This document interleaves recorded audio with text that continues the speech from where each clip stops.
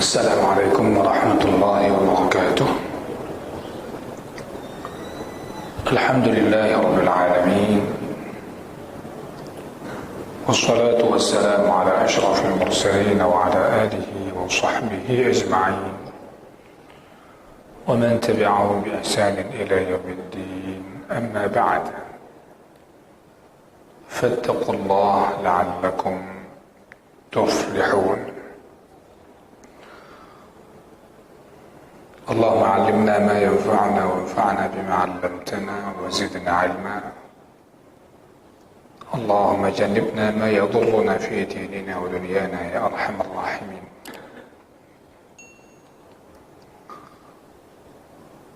Hadirin jamaah Masjid Baitur Rahman yang saya muliakan,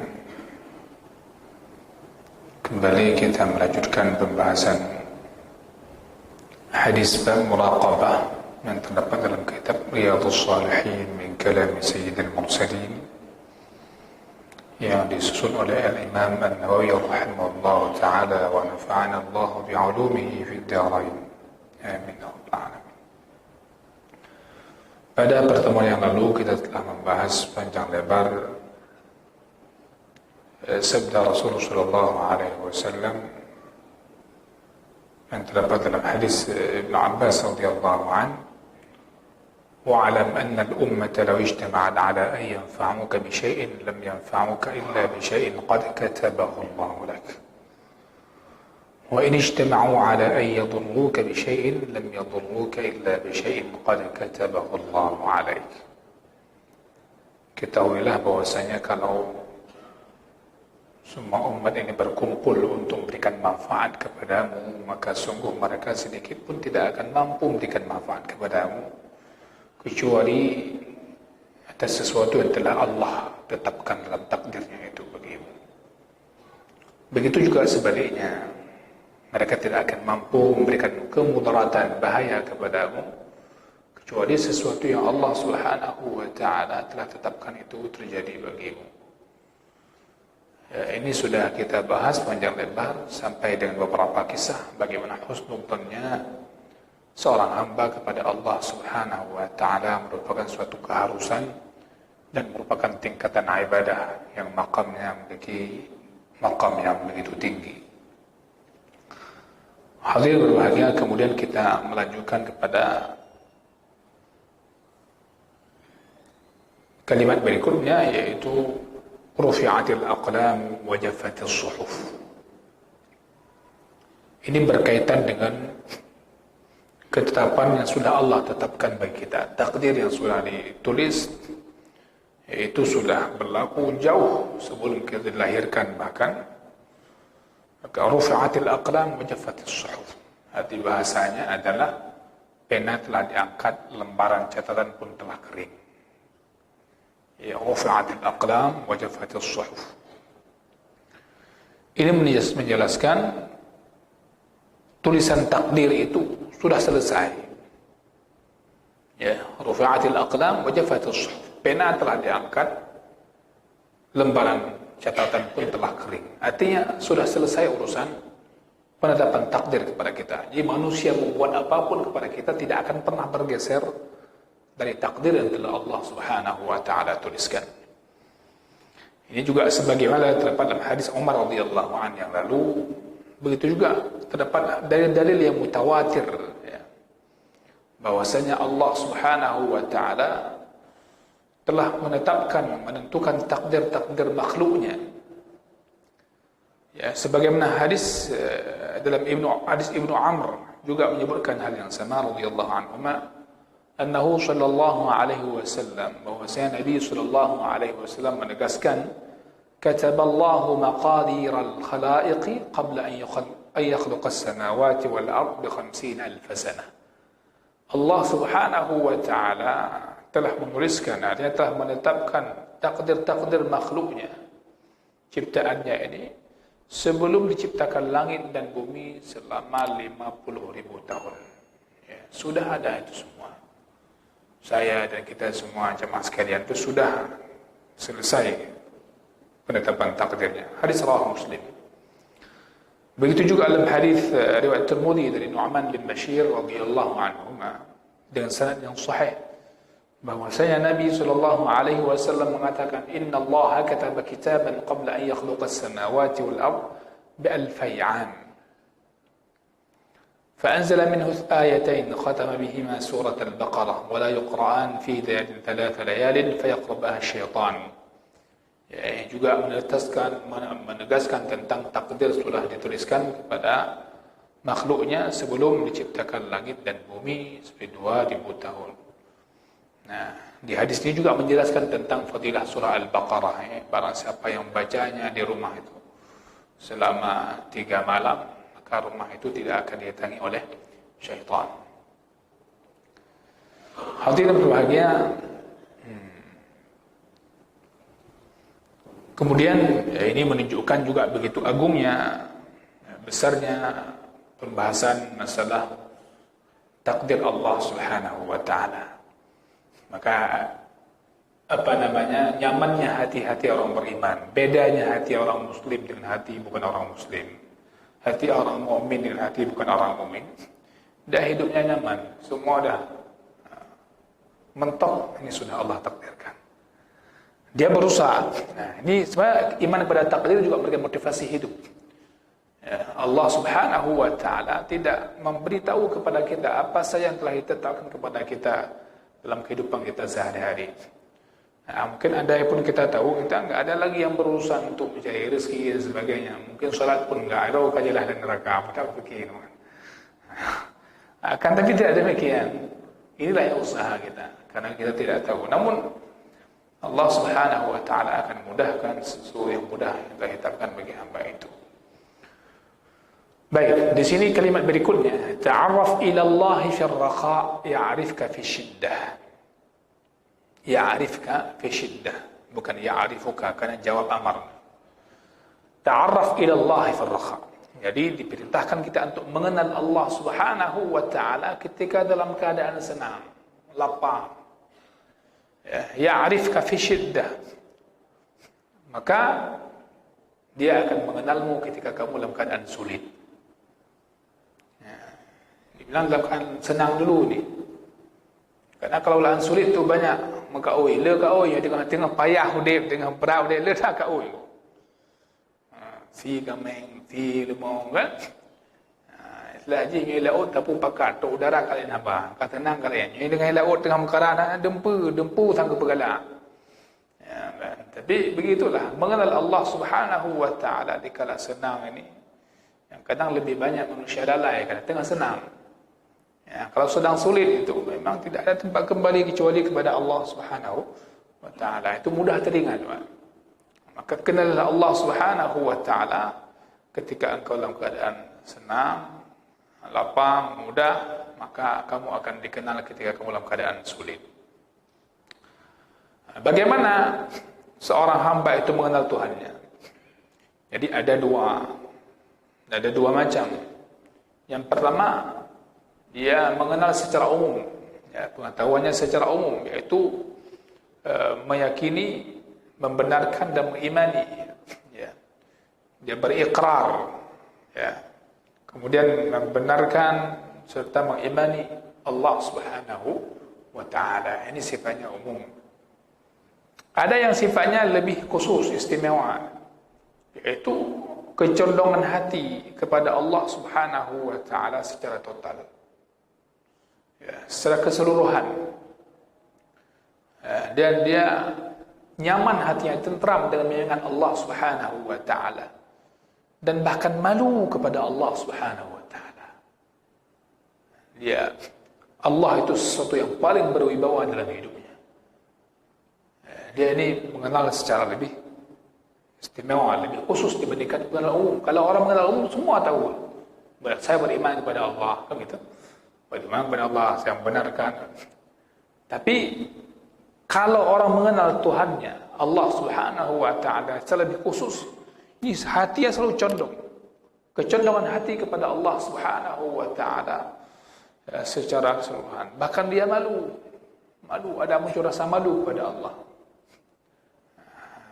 Dia ada kekurangan dalam amalnya, ini malu. yakhshawna rabbahum bil ghaib, takut kepada Allah Subhanahu wa taala dalam kondisi apapun. Ini pengenalan seorang hamba kepada Allah yang lebih tinggi. Ini yang luar biasa. Ini tingkat muraqabahnya itu, masya-Allah. Ya, bukan sekadar dia tahu secara teori, tapi hatinya selalu malu kepada Allah. Seandainya dia seorang pedagang mau buat curang, malu kepada Allah. Ingat dia kepada Allah. Ya, siapapun. Ya, jadi dalam aktivitas apapun dia malu kepada Allah Subhanahu wa taala, ya, dan dia selalu tenang. Kalau disebut Allah, tenang dia. Sebut Allah, tenang.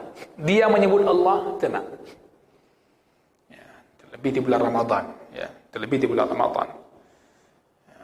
Banyak ungkapan, di antaranya ungkapan salafus saleh radhiyallahu alaihim, yang beliau mengatakan, salah seorang mereka mengatakan, satu tasbih di bulan Ramadan ini jauh lebih utama dibandingkan 1000 tasbih di luar Ramadan. Jadi dia motivasi hidupnya itu tinggi, menyebut Allah senang, dan ketika Allah disebutkan juga hatinya tenang. Maka kalau salat dia tenang. Kenapa? Dia mendengar kalam Allah. Kalau dia seorang makmum, ketika salat dia nyaman karena dia menyebutkan Allah Subhanahu wa taala dalam setiap gerak-gerik salatnya. Tenang. Hadirin berbahagia. Begitu juga, ya, makna Allah Subhanahu wa taala mengenal hambanya. Ya, Allah tentu tidak luput dari hambanya. Allah Maha tahu tentang hamba-hambanya karena Allah sendiri yang menciptakannya. Allah tahu bagaimana kondisi hambanya, apa yang mereka sembunyikan dan apa yang mereka tampakkan. Allah tahu. Ya. Akan tapi ada yang lebih khusus. Seorang hamba itu sampai dipenuhi segala hajatnya oleh Allah Subhanahu wa taala, yang di situ bukan sekadar apa, tapi ada kecintaan Allah kepada hamba tersebut. Sehingga hamba itu pun didekatkan kepada Allah Subhanahu wa taala, dijawab doa-doanya, diselamatkan dia ketika dalam keadaan sulit. Ini Allah Subhanahu wa taala memberikan perhatian istimewa kepada hamba-hambanya tertentu. Karena hamba ini juga sangat mengenal Allah Subhanahu wa taala dalam kondisi-kondisi hidupnya. Hadirin saya muliakan, inilah yang penting kita hadirkan dalam kehidupan kita sehari-hari, lebih mengenal Allah. Jadi kalau saya singgung sedikit dengan apa yang saya sampaikan pada materi malam Ramadan kemarin, malam tarawih, ya, kita ingatkan untuk selalu minta kepada Allah dalam segala hal, segala keadaan. Terlebih kita minta syurga. Ini yang kadang jarang diminta oleh orang. Lupa kalau ditanya, coba tanya, pernah enggak minta syurga?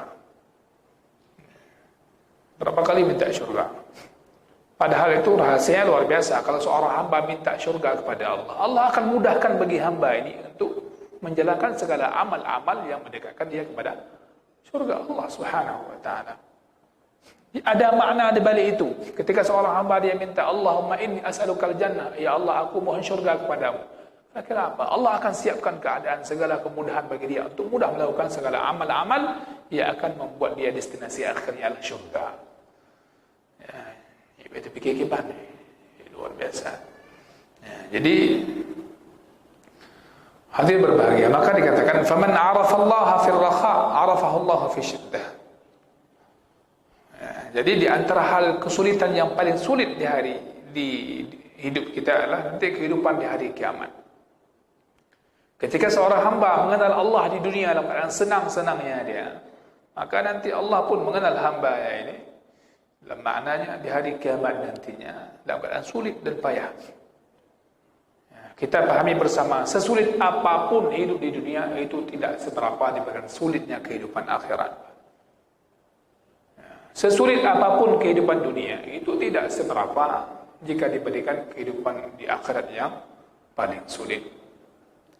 Maka barang siapa yang menjauhi larangannya dan melaksanakan perintah-perintahnya, sungguh orang tersebut nanti dikenal oleh Allah Subhanahu wa taala ketika si hamba ini dalam keadaan sulit. Allah akan berikan jalan keluar, solusi terhadap masalah yang dihadapinya. Dan di hari kiamat juga akan dimudahkan bagi hamba itu. Ya. akan diberikan keringanan. Akan diberikan keringanan oleh Allah Subhanahu wa taala. Hadirin berbahagia. Ya, jadi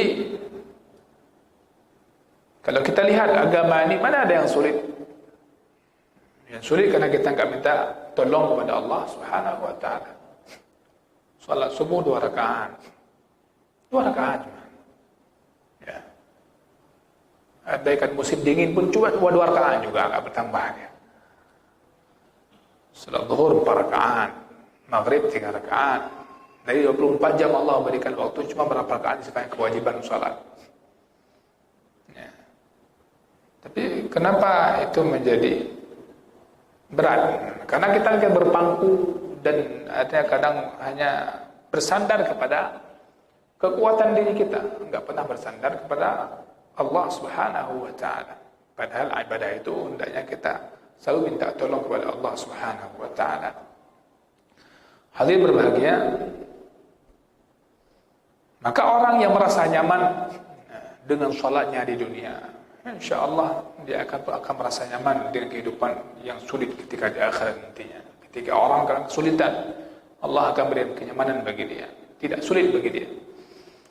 Maka orang begitu juga, ketika di dunia dia dalam keadaan apapun, dia masih bisa melaksanakan sholat, masih bisa menyempurnakan sholat, hadir untuk melaksanakan sholat.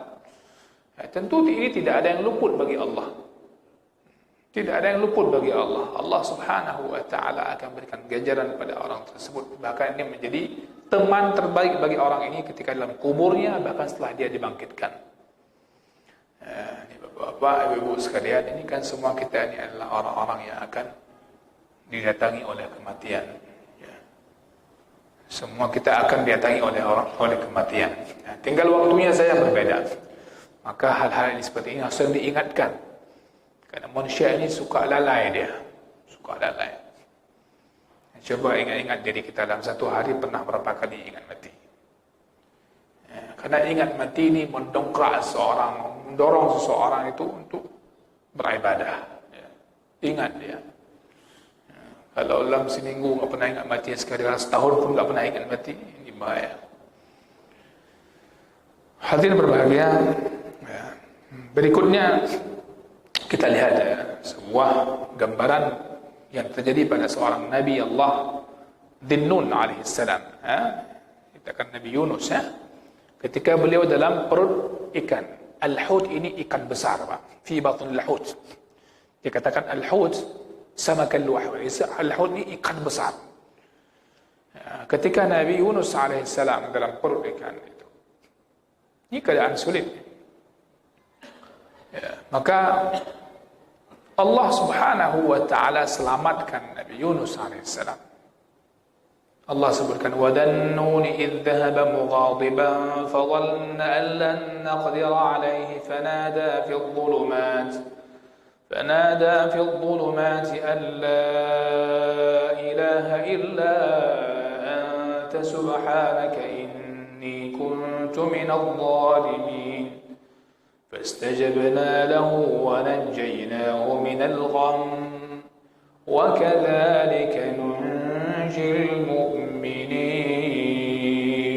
Dan surah Al-Anbiya Allah menyebutkan bagaimana Nabi Yunus alaihissalam ketika dalam perut ikan, dalam keadaan yang gelap gulita, gelapnya di dasar lautan, gelapnya dalam perut ikan, gelapnya di malam hari. Berapa gelap sudah? Di lautan, bukan lingkungan masyarakat manusia. Namun apa yang beliau katakan? La ilaha illa anta subhanaka inni kuntu minadh dhalimin. Apakah ini kepada Yunus saja? Tidak. Fastajabna lah. Ketika Nabi Yunus mengatakan itu, maka Allah Subhanahu wa taala jawab doa Nabi Yunus. Begitu juga orang-orang mukmin yang mengatakan doa ini. Dapat doa lagi hari ini. وَكَذَلِكَ نُنْجِي الْمُؤْمِنِينَ. Begitu juga kami selamatkan orang-orang mukmin. Surah Al-Anbiya ayat 87-88. Ada hadis bahwasanya tentang fadilah doa ini. Maka Allah Subhanahu wa taala pun menjawab doanya tadi, doa Nabi Yunus. Karena dia apa? Kenapa? Ketika ada masa senang, dia mengenal Allah. Nabi Yunus ketika sebelum ditelan oleh ikan di lautan itu, ketika di daratan, beliau kenal Allah. Ketika di daratan, kenal Allah. Maka ketika di laut, dalam keadaan sulit, dia pun masih mengenal Allah dengan doa, dan Allah pun menjawab doa Nabi Yunus. Dalam hadis Sa'ad bin Abi Waqqas radhiyallahu anhu disebutkan da'watu Dhinnun, doanya Dhinnun, idda'a wa huwa fi batnil hut.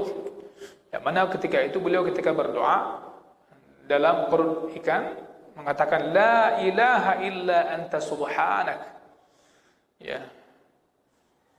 Tidak Tuhan yang berhak disembah kecuali Engkau. Subhanak, maha suci Engkau ya Allah. Inni kuntu minadh dhalimin. Sungguh aku termasuk golongan daripada orang-orang yang zalim. Fa innahu lam yad'u biha rajul muslim fi syai'in qat.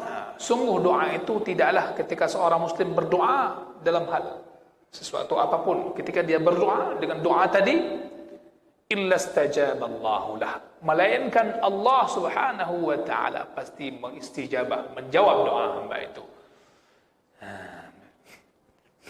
Kalau mau berdoa ada masalah apapun, ya, jangan lupakan la ilaha illa anta subhanaka inni kuntu minadh dhalimin.